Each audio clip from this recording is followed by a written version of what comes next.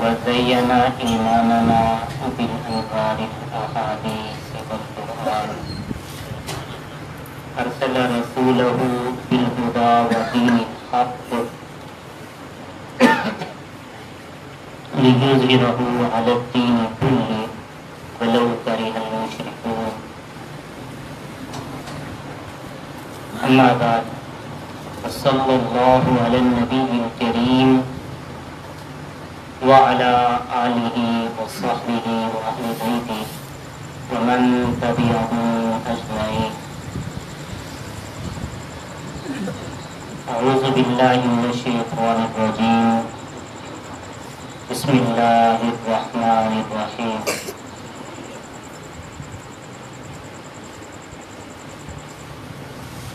فسبح بحمد ربك واستغفره إنه كان توابا. قال النبي صلى الله عليه وسلم التائب من الذنب كمن لا ذنب له. آمنت بالله صدق الله العظيم وبلغنا رسول النبي الصادق الوعد الأمين. اللهم صل على سيدنا ومولانا محمد وعلى آل سيدنا ومولانا محمد وبارك وسلم ثم صلوا عليه.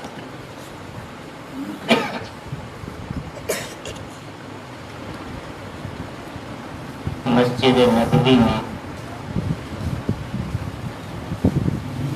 صحابہ کرام کی جماعت کا سمندر اللہ تعالیٰ کی عطا اور نعمت پر خوشی کا اظہار کر رہا ہے.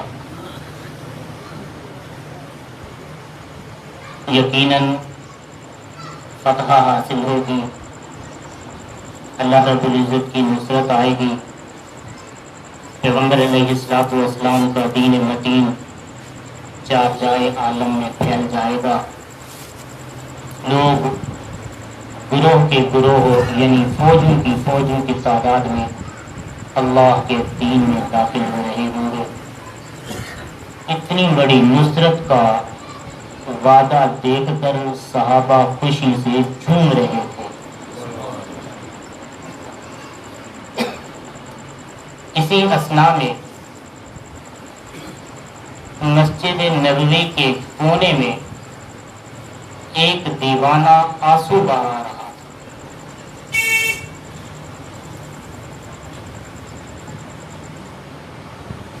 وہ یار غار غم سے نڈھال ہوئے جا رہے تھے.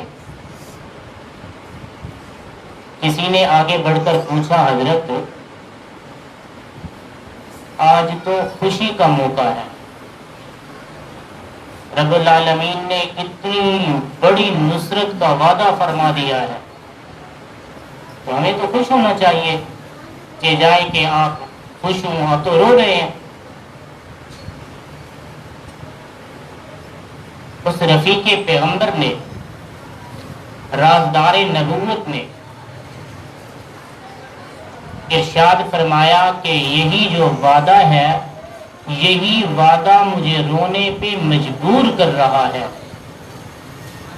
آپ کہہ رہے ہیں کہ اللہ کی نصرت آئے گی، مدد آئے گی اور فتح حاصل ہوگی، لوگ اسلام میں داخل ہونے کے لیے جماعتوں کی جماعتیں بنے گی اور مسلمان ہوں گی. مجھے اس بات پہ ڈر لگ رہا ہے کہیں ایسا نہ ہو کہ میرے پیغمبر صلی اللہ علیہ وسلم کو اللہ رب العزت اپنے ہاں بلا لیں. اور ہوا بھی یہی.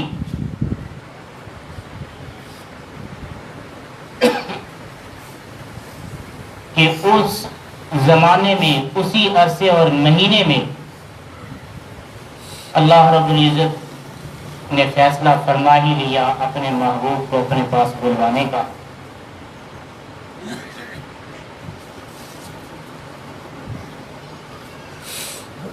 کسی نے پوچھا کہ حضرت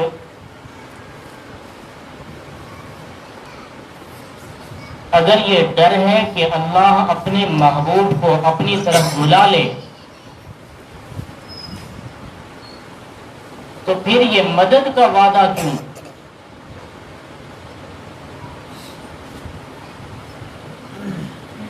تو بزرگوں نے جواب دیا کہ مدد کا وعدہ اس لیے تھا کہ نبی علیہ الصلوۃ والسلام کی ذات مطہرہ امت محمدیہ کے لیے اللہ رب العزت کی خالص مدد کی صورت میں تھی۔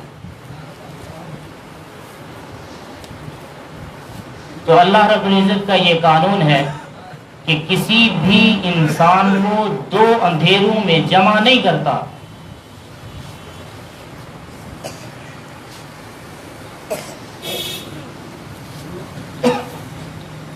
یہی وہ رازدار نبوت ہیں جنہوں نے آیت نصر سے یہ معنی اخذ کر لیا کہ جدائی کا وقت قریب آ گیا ہے۔ انہی کی تسلی کے لیے رب العالمین نے حکم فرمایا کہ اے ابو بکر فسبح بحمد ربی، بس تیرے ذمے ہے کہ اپنے پروردگار کی طرف اپنا لو لگا کے رکھ اور اپنے پروردگار کی تسبیح و تقدیس کرتا رہے۔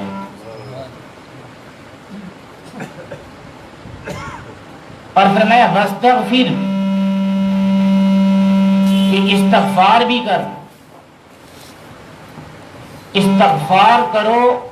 اس کا نقدی فائدہ یہ ہے کہ انہو کان توابا، کہ وہ ذات ایسی کریم النفس ذات ہے کہ جو بندہ زمین پہ توبہ طائب ہوتا ہے پروردگار اس کے گناہوں کو معاف فرما دیتے ہیں۔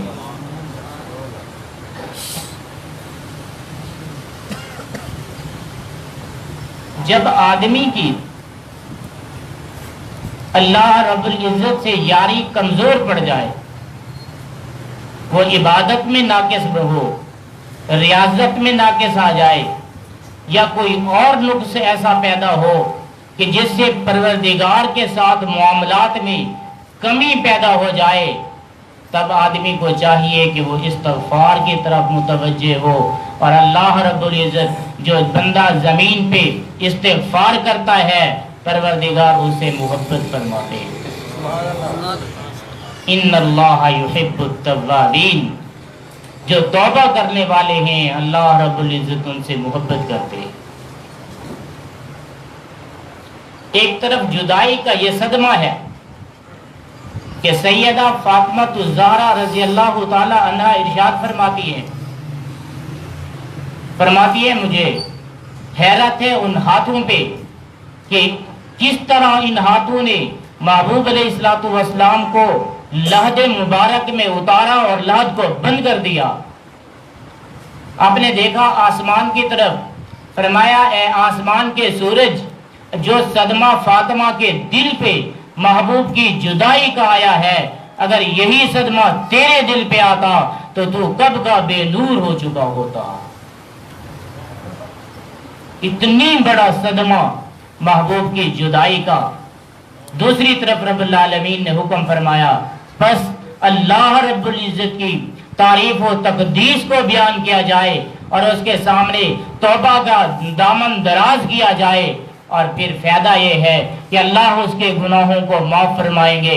مطلب یہ ہے کہ ادھر ایک طرف جو یہ عظمت کا نقصان ہو رہا ہے، ایک طرف جو عظیم شخصیت ہم سے جدا ہو رہی ہے، اسی عظیم شخصیت کی جدائی کے مقابلے میں جو ضرورتیں بڑھ رہی ہیں، ان ضرورتوں کو پورا کرنے کے لیے اللہ کی تعریف کی جائے اور اللہ کے حضور توبہ کی جائے، تو اللہ آسمان سے بالخصوص رحمت نازل فرما کر ان کمیوں اور کوتاہیوں کو، کمزوریوں کو پورا کر دیں گے، اور جو وہ نقصانات ہوئے ہیں اللہ برکت دے کر ان نقصان کا ازالہ فرما دے گا۔ بزرگوں نے ارشاد فرمایا جب آدمی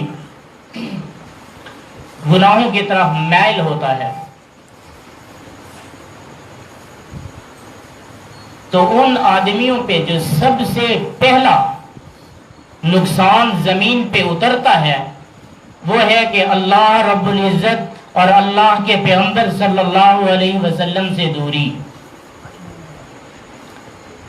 یہ نسبت کی دوری پڑتی ہے یہ گناہوں کا ثمرہ ہے۔ جب انسان گناہ کرتے ہیں اللہ کی رحمت سے دور ہو جاتا ہے، پیغمبر کی نسبت سے دور ہو جاتا ہے۔ دوسرا نقصان یہ ہے کہ اس کا تعلق دین سے اور دین والوں سے کٹ جاتا ہے۔ گناہوں کی دلدل میں پھنسنے سے زمین پہ ایک نقصان دنیا کا یہ بھی ہوتا ہے کہ بندہ دین کے کاموں سے ہٹ جاتا ہے، کٹ جاتا ہے۔ اور ایک نقصان یہ بھی ہوتا ہے کہ بندہ جب گناہوں میں ملوث پایا جائے، اس کی روزی میں برکت کمزور کر دی جاتی ہے۔ ایک نقصان یہ بھی ہے کہ جب آدمی گناہ کی طرف زیادہ مائل ہو جائے، اس دلدل میں پھنس جائے، تو ایک نقصان اس کا یہ بھی ہے کہ اس کے باغات اور ثمرات میں سے برکت اٹھا لی جاتی ہے۔ بزرگوں نے فرمایا کہ جو بندہ گناہوں سے محبت کرتا ہو، گناہوں کی طرف کھنچا چلا جاتا ہو، ایسے آدمی کی عمر میں اور ایسے آدمی کی اولاد میں سے بھی برکت ہٹا لی جاتی ہے۔ ایک نقصان یہ بھی ہے کہ جو گناہوں میں پھنستا چلا جائے، اس سے ہدایت سلب کر لی جاتی ہے کہ اسے دین کی اور خیر کی کوئی بات سمجھ ہی نہیں آتی۔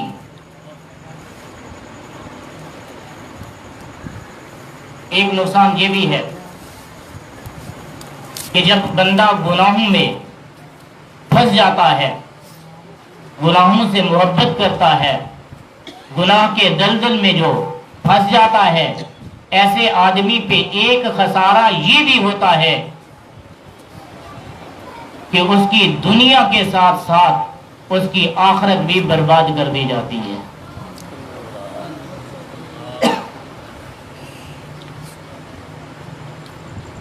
اگرچہ وہ ایمان کے صدقے سے جنت میں ضرور جائے گا، من قال لا الہ الا اللہ دخل الجنہ، جس نے زندگی میں اخلاص کامل سے لا الہ الا اللہ کہا وہ جنت میں ضرور جائے گا، لیکن گناہوں کی نحوست کی وجہ سے وہ جب تک جہنم میں نہ جائے، اپنے گناہوں کو جلا کر کے نہ آئے، اس کی نجات ممکن نہیں ہے۔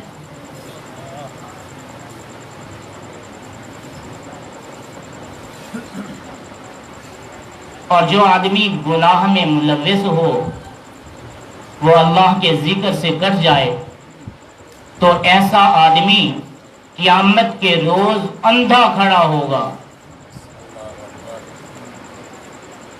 من اعرض عن ذکری فإن له معیشة ضنکا، جس نے بھی دنیا میں گناہوں کی وجہ سے میرے ذکر سے منہ پھیرا، قیامت کے دن اس کو اندھا کھڑا کیا جائے گا۔ قال لم حشرتنی اعمی وقد كنت بصیرا، وہ کہے گا اے اللہ، دنیا میں میری معیشت تو تنگ ہوگی تھی، اب کہ اندھا کھڑا ہوا ہوں، حالانکہ دنیا میں تو دیکھنے والا تھا۔ تو رب العالمین ارشاد فرمائیں گے، ظالم تو نے دنیا میں مجھ سے منہ پھیرا اور آج میں نے تجھ سے منہ پھیر لیا۔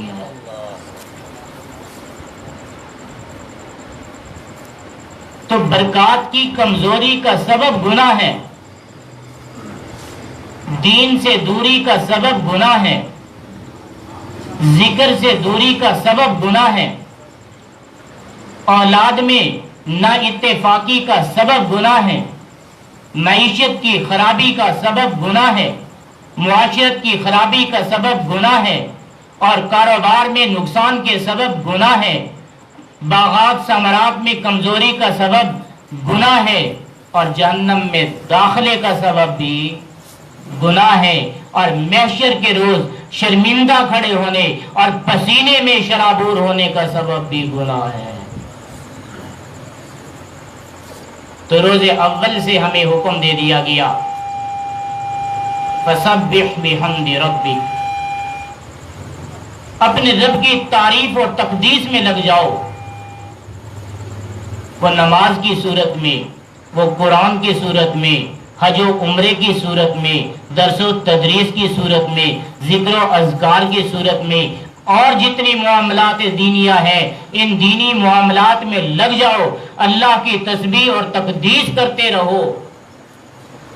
اس کی برکت یہ ہوگی کہ گناہوں کی دلدل سے نکلو گے اور دین میں جڑ جاؤ گے، اللہ والوں کے ساتھ مل جاؤ گے. اور پھر واستغفر، ساتھ میں دوسرا کام یہ کہ استغفار بھی کرتے رہو، اللہ کے حضور گناہوں کی توبہ بھی کرتے رہو. اچھا، توبہ کی بھی شرائط ہیں. یوں استغفار توبہ توبہ استغفر اللہ استغفر اللہ استغفر اللہ پڑھنے سے گناہ معاف نہیں ہوتا. استغفار کی بھی شرطیں ہیں. سب سے پہلی شرط یہ ہے کہ گناہ کو گناہ سمجھو. جو آدمی گناہ کو گناہ ہی نہ سمجھے اس پہ اس کو توبہ کی توفیق ہی نصیب نہیں ہوتی. اور اگر کوئی گناہ کو گناہ سمجھ لے تو ممکن ہے کہ اللہ اسے کسی وقت توبہ کی توفیق عطا فرما دے. علماء جو فرماتے ہیں کہ بدعتی کی بخشش نہیں ہوتی، اس کی وجہ کیا ہے کہ بدعتی آدمی بدعت کو نیکی سمجھتا ہے، تب اسے توبہ کی توفیق ہی نہیں ہوتی. جس طرح کوئی شرابی ہو، داڑھی منڈوانے والا ہو، نماز نہ پڑھنے والا ہو، چوری میں ملوث ہو، زنا کاری کرنے والا ہو، یہ آدمی بخشے جانے کا مستحق ہے اور ممکن ہے کہ بخشا جائے. اس کی وجہ یہ ہے کہ یہ گناہوں کو گناہ سمجھتا ہے، شراب پینے کو نیکی نہیں سمجھتا، زنا کرنے کو ثواب نہیں سمجھتا. قباحت اس کے دل میں ہے. اللہ سے امید ہے کہ اس کو توبہ کی توفیق ہو جائے اور یہ معاف کر دیا جائے. توبہ کی پہلی شرط کہ گناہ کو گناہ سمجھو، پھر اس پہ ندامت کا اظہار کرو، پھر جس وجہ سے یہ گناہ سرزد ہوتے ہیں اس وجہ کو ترک کرو. جب تک وہ وجہ باقی رہی، اس سبب کے ساتھ جڑے رہ گئے، تب تک اس کی توبہ قبول نہیں ہوتی. کیونکہ وجہ ہے جو گناہ، جس وجہ سے گناہ ہوتے ہیں وہ تو وجہ باقی اور برقرار ہے. تو ممکنات میں ہے کہ وہ گناہ بار بار ہوتے رہے. تو جو کوئی گناہ ایسا نہیں جس کے بعد توبہ کی جائے تو وہ گناہ بڑا رہ جائے، اور کوئی گناہ ایسا نہیں ہے جس کے بعد اصرار کیا جائے اور وہ چھوٹا رہ جائے. جو چھوٹا گناہ ہو اگر اس پہ اصرار کرتے رہیں، پھر کرتے رہیں، پھر کرتے رہیں، پھر کرتے رہیں، تو علماء کا فتویٰ ہے کہ وہ گناہ صغیرہ نہیں رہتا، کبیرہ بن جاتا ہے.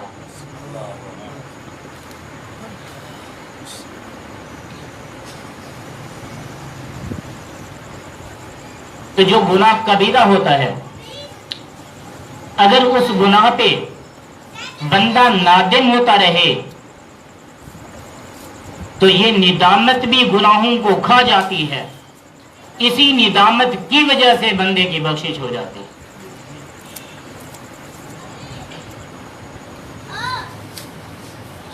تو گناہ کی بخشش کرانے کے اسباب میں سے ایک سبب یہ بھی ہے کہ بندہ حرام کی روزی سے بچ جائے. جب تک رزق حرام کی آمیزش ہوتی رہے گی تب تک آدمی کے گناہ معاف نہیں ہوں گے، استغفار قبول نہیں ہوگا.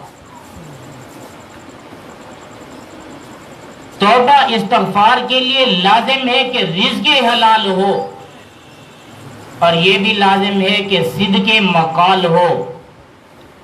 حلال کی روزی کھائے اور بات سچی کرے، زبان کو صاف رکھے.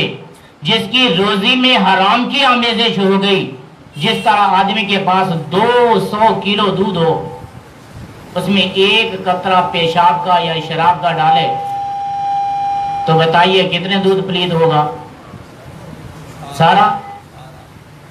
تھوڑا سا نہیں، 2 تو قطرے تھے، قطرے 2 تھے جو حرام کے تھے. پاکیزہ آب زمزم 500 گیلن موجود تھا، لیکن ان 2 قطروں کی وجہ سے سارا کا سارا حرام ہو گیا.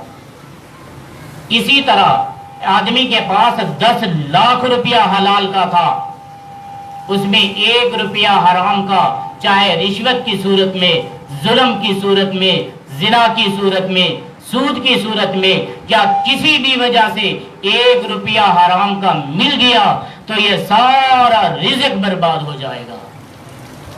اللہ. ایک بات اور کہوں،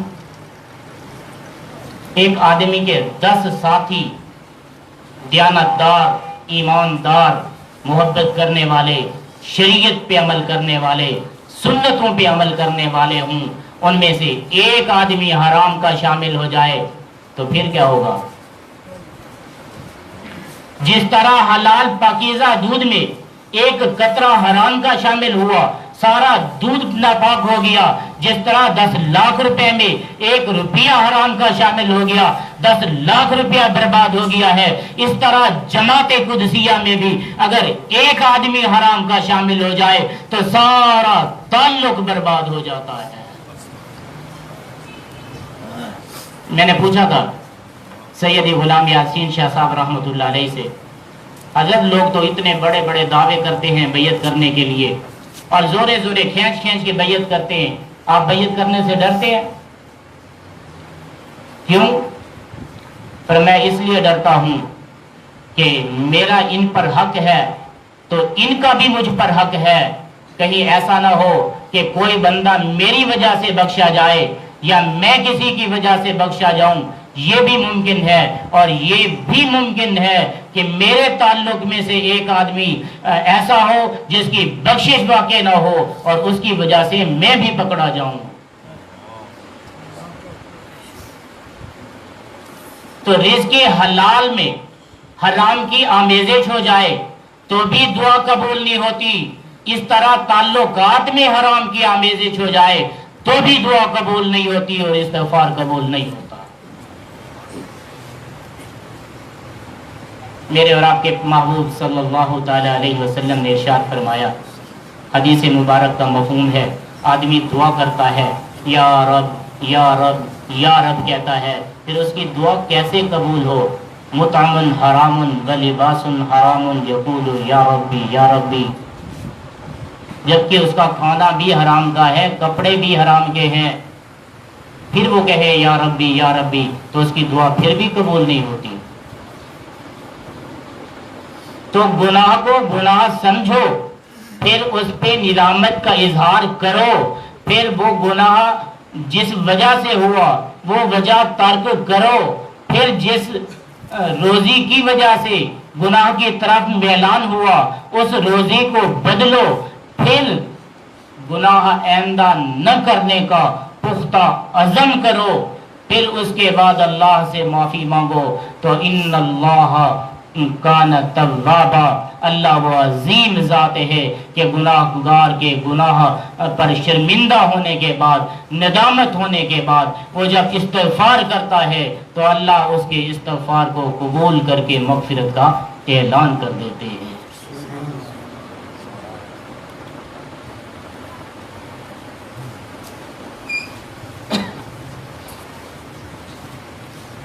ایک بادشاہ تھے، وہ کہیں سفر پہ جا رہے تھے، ان کے ساتھ میں ان کا ایک غلام تھا. تو غلام نے اجازت چاہی کہ مجھے اجازت دے، میں یہاں سے فلاں علاقہ میں جاتا ہوں. بادشاہ سلامت نے اجازت دے دی. اب جب وہ جنگل میں جا رہا تھا، تکبر کی وجہ سے اس کی چادر پیچھے سے گھسٹتی آتی تھی.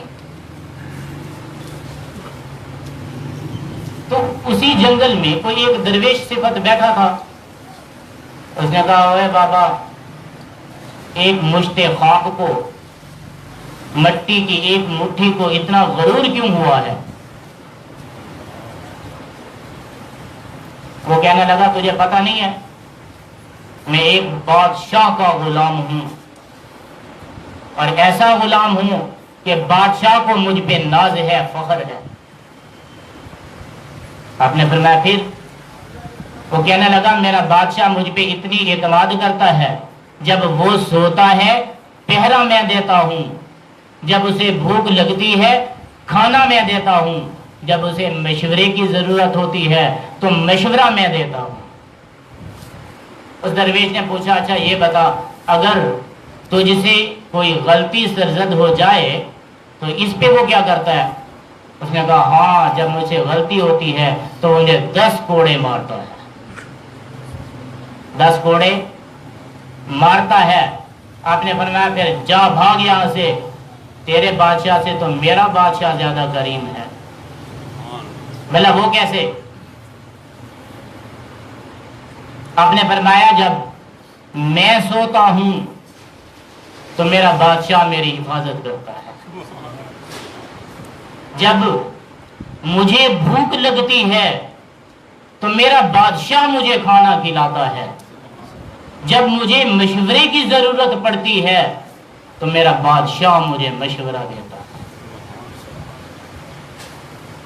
تو اس نے بھی برجستہ پوچھا کہ اگر تو اس سے کوئی گناہ ہو جائے پھر، غلطی ہو جائے پھر؟ اس نے کہا ہاں جب مجھ سے غلطی ہوتی ہے تو میں اپنے آقا سے دور نکل جاتا ہوں، تو پھر وہ مجھے پیار سے کہتا ہے یا ایھا الانسان ما غرک بربک الکریم، اے انسان بتا تو صحیح تجھے اس کریم ذات سے کس چیز نے جدا کر دیا ہے۔ وہ مجھے تلاش کر کے پکڑ کے اپنے سینے سے لگاتا ہے، اپنی گود میں بٹھاتا ہے، پھر مجھے کہتا ہے کہے کہ مجھے معاف کر۔ تو میں کہتا ہوں میرے رب مجھے معاف کر دے، وہ کہتا ہے جا میں نے تجھے معاف کر دیا۔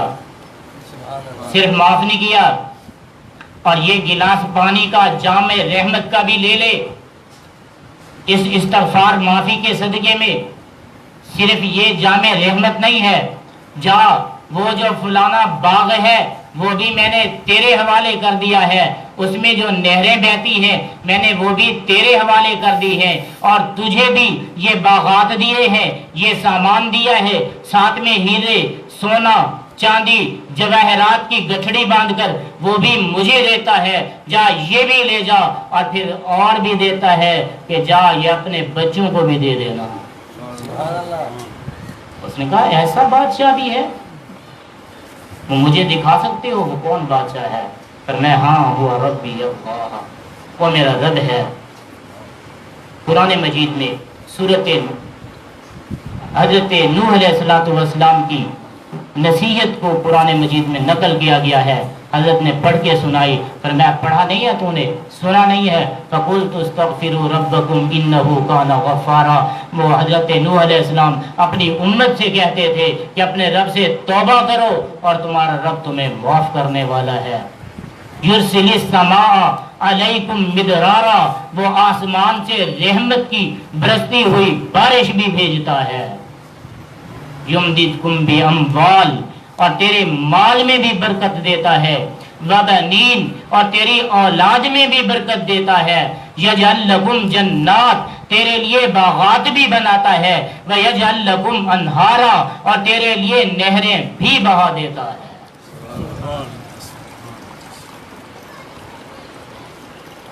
تو نبی علیہ السلام نے ارشاد فرمایا التائب من الذنب کمن لا ذنب له۔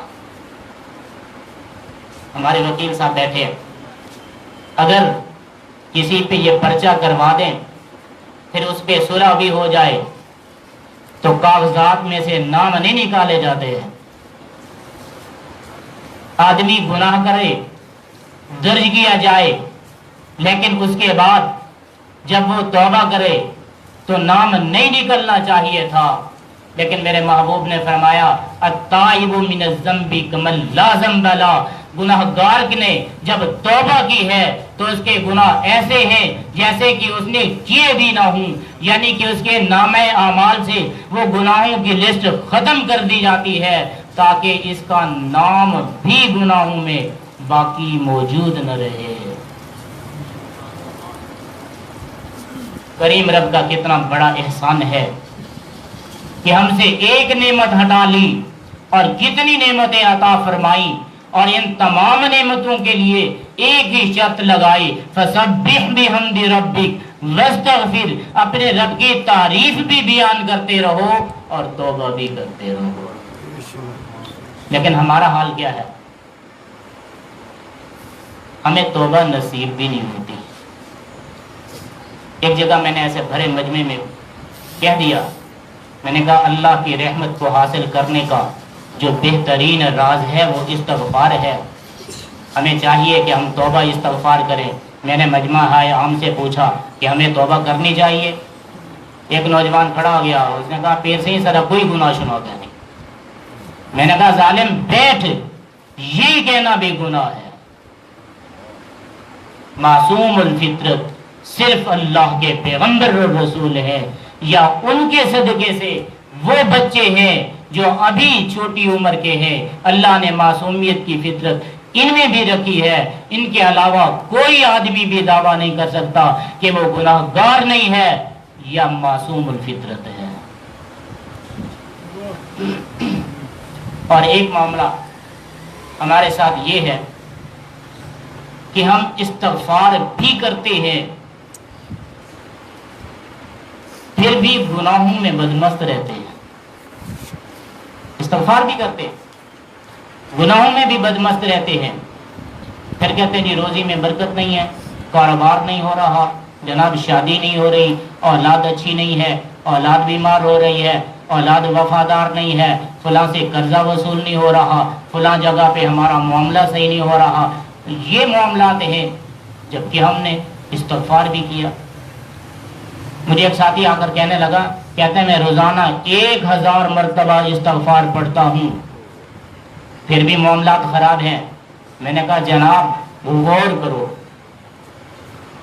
کہیں کوئی خرابی ہے؟ استغفار اگر کامل ہوتا تو یہ معاملات نہ ہوتے۔ میں نے ایک حدیث ایک وزن کے طور پر دی۔ میں نے کہا نبی علیہ الصلوۃ والسلام نے فرمایا کہ آدمی جب نماز پڑھتا ہے اور وہ گناہ نہیں چھوڑتا تو اس کی نماز قبول نہیں ہوتی، اس کی نماز صحیح نہیں ہوتی۔ چونکہ قرآن مجید میں آیا ہے کہ نماز تنہا عن الفحشاء والمنکر، بے حیائی اور برے کاموں سے روکتی ہے۔ اگر نمازی صحیح ہے تو یہ بے حیا نہیں بنے گا، برے کام نہیں کرے گا۔ اگر اس کی بے حیائی نماز کے بعد باقی ہے، اس کی برائی اعمال نماز کے بعد باقی ہے، تو حضور نے فرما دیا کہ اس کی نماز درست نہیں ہے۔ میں کہتا ہوں کہ استغفار سے رحمت عزتی ملتی ہے، اور اگر کوئی استغفار بھی کرے پھر بھی رحمت وصول نہ ہو تو پھر اس کا استغفار صحیح نہیں ہے۔ میں نے اپنی طرف سے تو نہیں کہا، حضرت سعدی شیرازی رحمۃ اللہ علیہ فرماتے ہیں سجا برکف، ہاتھ میں تسبیح ہے، توبہ بر لب، زبان پہ توبہ ہے، دل پر از ذوق گناہ، دل گناہ کے ذوق سے اب بھی پر ہے، معصیت راخندہ می آید بر استغفار ماں، میرے استغفار پہ میرے گناہ کی معصیت مجھ پہ مسکراتی ہے۔ دیکھیں بازار میں بیٹھے ہوں نا، سامنے سے لڑکی گزر رہی ہے، ہم دیکھتے ہیں لا حول ولا قوت الا باللہ، مول صاحب دیکھیں کیسے بے پردہ جا رہی ہے، لا حول ولا قوت الا باللہ، دیکھیں لباس کیسا پہنا ہوا ہے، لا حول ولا قوت۔ ظالم لاہور بھی پڑھتے جاتے ہیں اور دیکھتے بھی جاتے ہیں۔ یہ جو دوبارہ دیکھنا ہے یہ پچھلے لاہور کو ضائع کرنے والا ہے۔ اگر یہ دل سے لاہور کیا ہوتا تو پھر دوبارہ نہ دیکھا ہوتا، جو دوبارہ دیکھنے کی غرض ہے تو یہ لاہور قبول نہیں ہوا۔ ہمارے ہاں استغفار صرف زبان تک ہے، دل اب بھی گناہوں کے ذوق سے پر ہے۔ یہی وجہ ہے کہ ہماری وہ دعائیں قبول نہیں ہو رہی، ہمارے گناہ معاف نہیں ہو رہے، گناہوں کی نحوستیں ہم سے ختم نہیں ہو رہی، اور استغفار کی برکات ہم پہ نازل نہیں ہو رہی، جسے ہم چھوٹا گناہ کہتے ہیں، یہ بھی تو ایک گناہ ہے۔ حضرت سعدی شیرازی رحمت اللہ علیہ نے فرمایا ان چھوٹے چھوٹے گناہوں سے بھی بچو۔ جس طرح کشتی میں بڑا سوراخ تو ہر آدمی بند کرتا ہے، ان چھوٹے چھوٹے سوراخوں کو اگر بند نہ کیا جائے تو کشتی کے ڈبو جانے کے لیے یہی بھی کافی ہے۔ تو جب ہم چھوٹے گناہ کرتے ہیں، بار بار اصرار کرتے ہیں، میں نے کہا وہ چھوٹے نہیں رہتے، بڑے بن جاتے ہیں، اور جب یہ چھوٹے چھوٹے گناہ رہتے ہیں تب توبہ قبول نہیں ہوتی۔ مثال کے طور پر ہم ہر نماز کے بعد تسبیح پڑھتے ہیں، استغفر اللہ العظیم استغفر اللہ العظیم، اور جھوٹ کو نہیں چھوڑتے۔ کہتے ہیں یہ کیا کریں، کاروبار تو بغیر جھوٹ کے بولا نہیں جاتا، کیا نہیں جاتا۔ نہیں، ایمانداری سے بتائیں، وہ جو لوگ آج بھی ایسے ہیں جو جھوٹ نہیں بولتے، وہ بھوکے بیٹھے ہیں۔ کہتے کیا کریں، اگر یہ حرام کی آمیزش نہ ہو تو پیٹ نہیں بھرتا۔ میں پوچھتا ہوں کہ جو صرف حلال کھاتے ہیں، جن کے پاس صرف 5 لاکھ روپیہ لے کر، کتنی 5 لاکھ روپیہ لے کر میرے پاس آیا، کہتا ہے ایک کام کر، میں فلاں لڑکی سے محبت کرتا ہوں، وہ فلاں شہر میں بیاہی ہوئی ہے، یہ 5 لاکھ روپیہ لے لے، اور بھی جو کہے وہ دینے کو تیار ہوں، بس اتنا کر دے کہ اس کا شوہر یا مر جائے یا بیوی کو طلاق دے دیں۔ میں نے کہا بھائی مجھ سے یہ کام نہیں ہوتا، آپ یہاں سے اٹھیں اور چلیں۔ کہتا ہے آپ کو 5,000 روپیہ کڑوے، 5 لاکھ روپیہ کڑوے۔ میں نے کہا 5 لاکھ نہیں، 50 لاکھ بھی دیں تو بھی کڑوے ہیں، چل نکل یہاں سے، ورنہ میں ابھی پولیس کو بلا رہا ہوں، اپنے ہمسایوں کو ابھی بلا رہا ہوں۔ کہتا ہے دیکھ لے یہ 5 لاکھ روپیہ تجھے دینے والا اور کوئی فقیر نہیں آئے گا۔ میں نے کہا جا، اللہ کے فضل سے یاسینی درویش ہوں، 5 لاکھ روپیہ ٹھکرانے والا بھی تجھے کوئی نہیں ملے گا۔ اچھا میں نے 5 لاکھ روپیہ ٹھکرا دیا، کیا بھیک مانگ رہا ہوں، بھوکا پڑا ہوں؟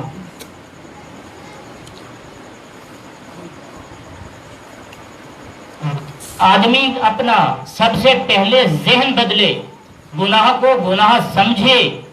جب تک گناہ کو گناہ نہیں سمجھے گا، اپنے ذہن کو نہیں بدلے گا، توبہ کی طرف رجوع نہیں کرے گا، جب اس پہ شرمندہ نہیں ہوگا تب تک اسے توبہ کی توفیق نہیں ہوگی یا اس کی توبہ قبول نہیں ہوگی۔ جب وہ توبہ کر لے گا اور اس توبہ پہ استقامت کر لے گا، پھر اس کو دعائیں مانگنے کی ضرورت نہیں ہے۔ ایک آدمی ایک علاقے میں بہت بڑا گناہ گار مشہور تھا، اس کے گناہوں کے سبب دیہات والوں نے اس کو وہاں سے نکالا تو وہ شہر میں پہنچا، شہر والوں نے بھی اس کو نکال پھینکا تو کسی جنگل میں چلا گیا۔ اب جب جنگل میں پہنچا تو اس نے پروردگار سے رابطہ قائم کیا، اس نے عرض کی مولا کریم اب میرا تیرے سوا کوئی نہیں، میں نے سنا ہے کہ آپ بڑے گناہ گاروں کو خرید لیتے ہیں، اللہ میں بھی گناہ گار ہوں، خرید سکتے ہو تو خریدو۔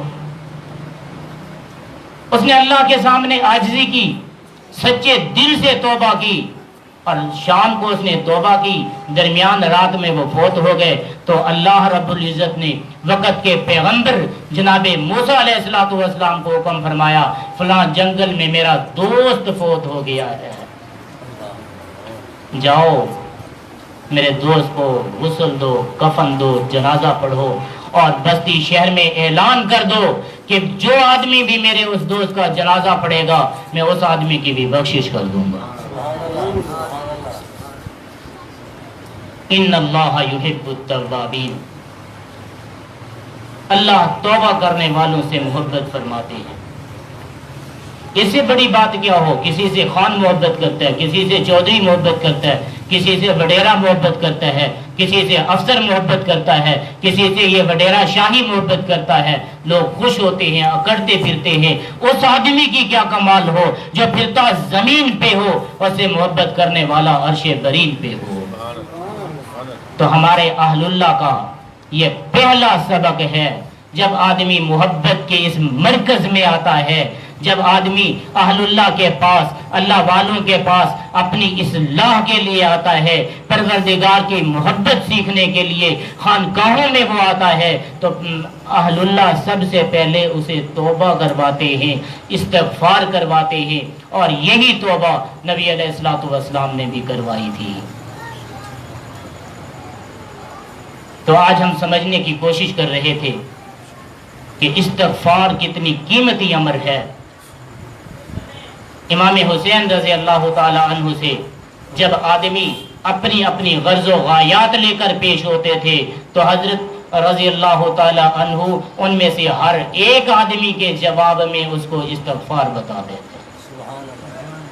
تو آج ہم بھی اللہ کے حضور توبہ کرنے کی توبہ کر رہے ہیں، توبہ کی نیت سے جمع ہوئے ہیں۔ اللہ رب العزت ہم سب کے گناہوں کو معاف فرما دیں، اللہ تعالی ہم سب کے گناہوں کو نیکیوں میں بدل دیں، اور آئندہ معصیت سے پاک زندگی نصیب فرمائے۔ وما علینا الا البلاغ المبین۔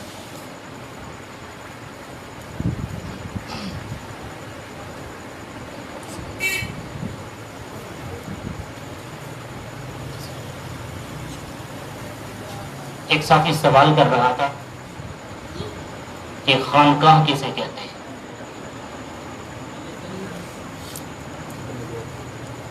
ہماری اصطلاح میں خانقاہ اس مدرسے کو کہتے ہیں جہاں احباب ذکر سیکھتے ہیں۔ مختصر مسجد وہ جگہ ہوتی ہے جہاں ہم نماز پڑھتے ہیں، مدرسہ وہ جگہ ہوتی ہے جہاں ہمارے بچے کم عمر لوگ وہ قرآن پڑھتے ہیں، خانقاہ وہ ہے جہاں مرد و زن، بچے، بوڑھے، جوان سبھی مل کر ذکر سیکھتے ہیں، اس کا نام خانقاہ ہے۔ تو فقیر کی یہ اپیل ہے کہ اپنے آپ کو خانقاہوں سے جوڑو، اور اللہ نہ کرے ہم میں سے کوئی ایسا آدمی ہو جو بیعت نہ ہو۔ اگر کوئی ایسا ہے تو اسے فوراً بیعت ہو جانا چاہیے، اگرچہ بیعت کوئی فرض نہیں ہے، واجب نہیں ہے، لیکن اس بیعت سے بڑے بڑے فرائض ادا ہوتے ہیں، اور جب ہم توبہ اور استغفار کی بیعت ہو جائیں گے تو اللہ رب العزت کی رحمت ہمارے دل میں اترے گی، تو نتیجہ یہ ہوگا کہ ہم گناہوں سے باز آ جائیں گے۔ کتنے ہیں وہ نوجوان ہم میں جو اپنے والدین کے نافرمان ہیں، شادی ہوئی ابا جی سے تعلق ختم۔ کتنے ہیں وہ نوجوان جو پہلے 5 وقت کے نمازی تھے، آج تو انہیں ہفتہ ہفتہ دیکھنا نصیب نہیں ہوتا، مسجد میں داخل نہیں ہوتے۔ یہ جو گناہ ہے، یہ گناہوں کی نوزت ہے جو ہمیں دین سے، اہل اللہ سے دور کر رہی ہے۔ ہم اس پہ استغفار کریں اور اللہ رب العزت ہم سب کے گناہوں کو معاف فرما دے۔ وما علینا الا البلاغ المبین۔ احباب اپنی آنکھوں کو بند فرما لیں، جن کے پاس کپڑا ہے وہ اپنے چہرے پہ کپڑا ڈال لیں۔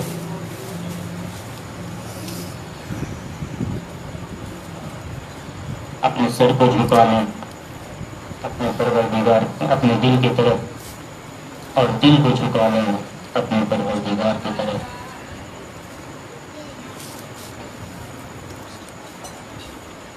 اور اللہ رب العزت سے اپنے گناہوں پہ نادم ہو کر استغفار کرتے ہوئے اللہ کو راضی کرنے کے لیے پکاریں۔ وہ ہر بندے کی پکار کو خود سنتا ہے۔ اپنی زبان اور دل کو ایک کرتے ہوئے پروردگار سے لو لگا کر یہ خیال فرمائے کہ ہمارا دل اللہ کی محبت میں مست ہو کر اللہ کو پکارتا ہوئے کہتا ہے اللہ اللہ اللہ اللہ اللہ اللہ اللہ۔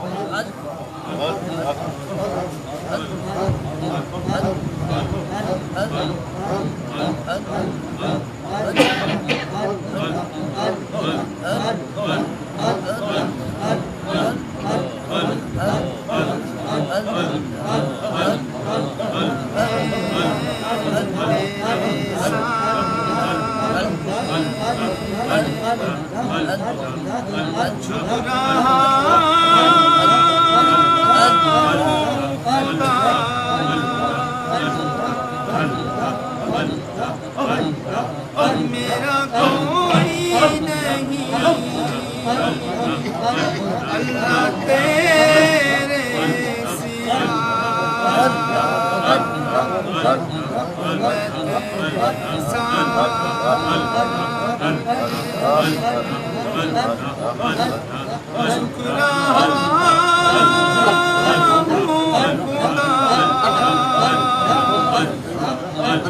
میرا کوئی نہیں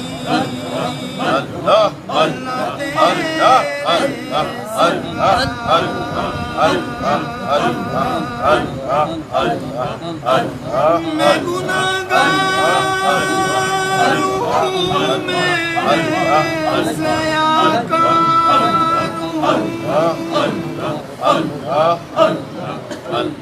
میں خطا کار میں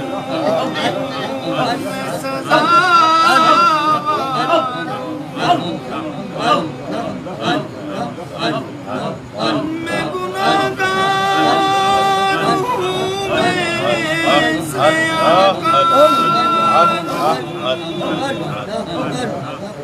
میں خطا کار میں سزاوار میرے سجدوں میں ہے میرے سجدوں میں ہے تیری کو سنا میرا کوئی نہیں اللہ تیرے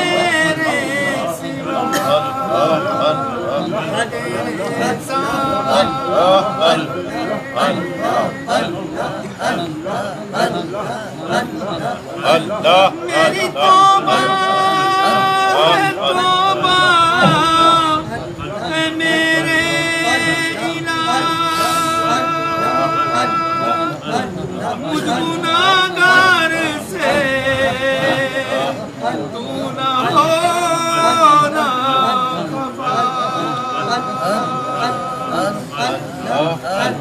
میری توبہ ہے توبہ اے میرے مجھ گناہگار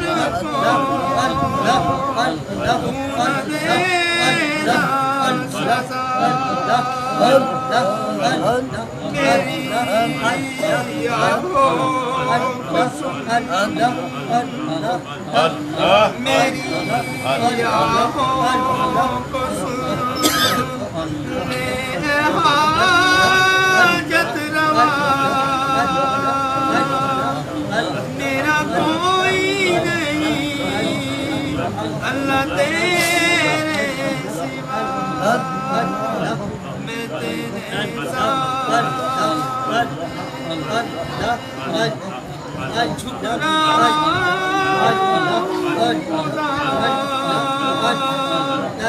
میرا کوئی نہیں اللہ تیرے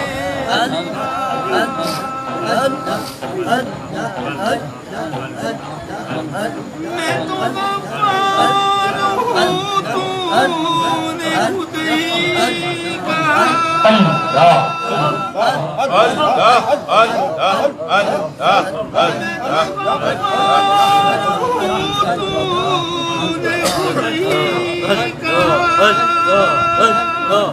نہیں کوئی نہیں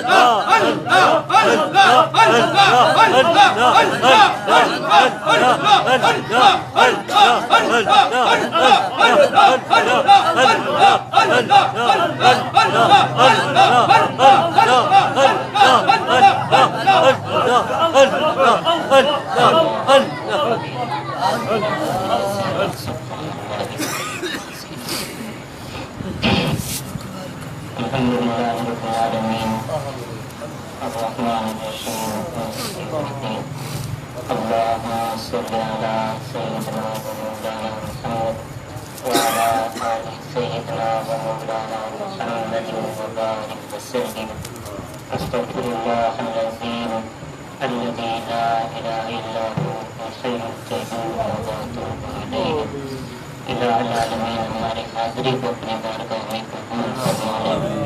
اللہ جو دوست دور قریب سے چل آئے ہیں، اللہ سب کا قبول فرما لے، اللہ سب کی بخشش فرما دے، اللہ سب کو قدم قدم پہ رحمتیں عطا فرما دے، اللہ ہم سب کے گناہوں کو معاف فرما دے، اللہ آئندہ گناہوں سے پاک زندگی نصیب فرما دے، اللہ ان گناہوں کی معصیت سے ہمیں محفوظ فرما دے، اللہ ہمارے وہ گناہ معاف فرما دے جن گناہوں سے ہم آپ سے دور ہو چکے ہیں۔ میرے مولا ہمارے وہ گناہ بھی معاف فرما دے جن کی وجہ سے دین سے بے رغبتی ہو رہی ہے، اللہ ہمارے وہ گناہ بھی معاف فرما دے جن کی وجہ سے تیرے در سے محروم ہو چکے ہیں، اللہ وہ گناہ بھی معاف فرما دے جن کی وجہ سے اہل اللہ کی زیارت سے محروم ہو رہے ہیں، اللہ وہ گناہ بھی معاف فرما دے جن کی وجہ سے روزی میں برکت ختم ہو گئی، اللہ وہ گناہ بھی معاف فرما دے جن کی وجہ سے آپس کا اتفاق کمزور ہو گیا، اللہ وہ گناہ بھی معاف فرما دے جن کی وجہ سے اولاد میں بے برکتی ہو گئی، مال و دولت میں بے برکتی ہو گئی، اللہ وہ گناہ بھی معاف فرما دے جن کی وجہ سے ہماری دعائیں مقبولیت کے مقام تک نہیں پہنچ پا رہی، اللہ ہم سب کو معاف فرما دے، اللہ ہمارے والدین کو معاف فرما دے، اللہ ہمارے اساتذہ کو معاف فرما دے، اللہ ہم سے محبت کرنے والوں کو معاف فرما دے، اللہ اس سلسلہ میں جڑے مریدین کو معاف فرما دے، اللہ محبت کرنے والوں کو معاف فرما دے، اللہ تعلق رکھنے والوں کو معاف فرما دے، اللہ خدمت کرنے والوں کو معاف فرما دے، اللہ نبی علیہ السلام کی پوری امت کی بخشش فرما دے، اللہ زندہ اور فوت شدہ کی بخشش فرما دے، اللہ بے ایمانوں کو ایمان نصیب فرما دے، اللہ بے عملوں کو عمل نصیب فرما دے، اللہ بے حیاؤں کو حیا نصیب فرما دے، اللہ بے روزگاروں کو روزگار نصیب فرما دے، اللہ بے ادبوں کو ادب نصیب فرما دے، اللہ اپنے در سے دور لوگوں کو اپنا در نصیب فرما دے، اللہ ذکر سے دور لوگوں کو ذاکر بنا دے، اللہ ہم سب کو ذاکر بھی شاکر بھی بنا دے، اللہ معدب بنا دے، محبوب کی تابعداری نصیب فرما دے، اللہ راہ سنت نصیب فرما دے اور بدعت کی ٹھوکروں سے محفوظ فرما دے، اللہ ایمان کامل عطا فرما دے، اللہ عمل صالح نصیب فرما دے، اللہ رزق واسع نصیب فرما دے، یقین سچا نصیب فرما دیں اللہ، عمل پکا نصیب فرما دیں اللہ، روزی برکت والی عطا فرما دیں اللہ، ہمارے بیماروں کو شفا نصیب فرما دیں اللہ، ہمارے بیماروں کو شفا نصیب فرما دیں اللہ، ہمارے بیماروں کو شفا نصیب فرما دیں اللہ، جن لوگوں نے دعاؤں کے لیے کہا اللہ ان سب کی پریشانیوں کو دور فرما دیں اللہ، ہمارے یہ بھائی جی سندھی صاحب ہیں، ان کے بچے کو تکلیف ہے اللہ، ان کو صحت عافیت تندرستی سلامتی عطا فرما دیں یا اللہ، میرے ہم زلف کا ایکسیڈنٹ ہوا ہے، بہت تکلیف میں ہیں اللہ، ان سب کو شفا کاملہ عاجلہ دائمہ مستمرہ عطا فرما دیں اللہ، میرے والدہ محترمہ کو صحت کلی نصیب فرما دیں اللہ، ہم میں جتنے بیمار ہیں گھروں میں ہسپتالوں میں اللہ، سب پہ رحمتوں کا نزول فرما دیں اللہ، ہم میں جو محتاج ہیں اللہ احتیاج سے محفوظ فرما دیں اللہ، ہم میں جتنی بے روزگار ہیں سب کو حلال پاکیزہ طیب روزگار نصیب فرما دیں اللہ، جو مصیبتوں میں پھنس چکے ان کی مصیبتوں کو دور فرما دیں اللہ، ان پہ کرم فرما دیں، جن پہ کرم کرنے والا کوئی نہیں اللہ، ان پہ رحمتیں فرما دیں، جن پہ زوال آ گیا اللہ ان پہ رحمتیں فرما دیں، جن کو شیطان نے پھسلایا اللہ ان کو بھی معاف فرما دیں، جو نفس کے ہاتھوں مجبور ہو گئے اللہ ہم سب پہ رحمتوں کا نزول فرما دیں اللہ، آج ہم آپ کو راضی کرنے کے لیے آئے ہیں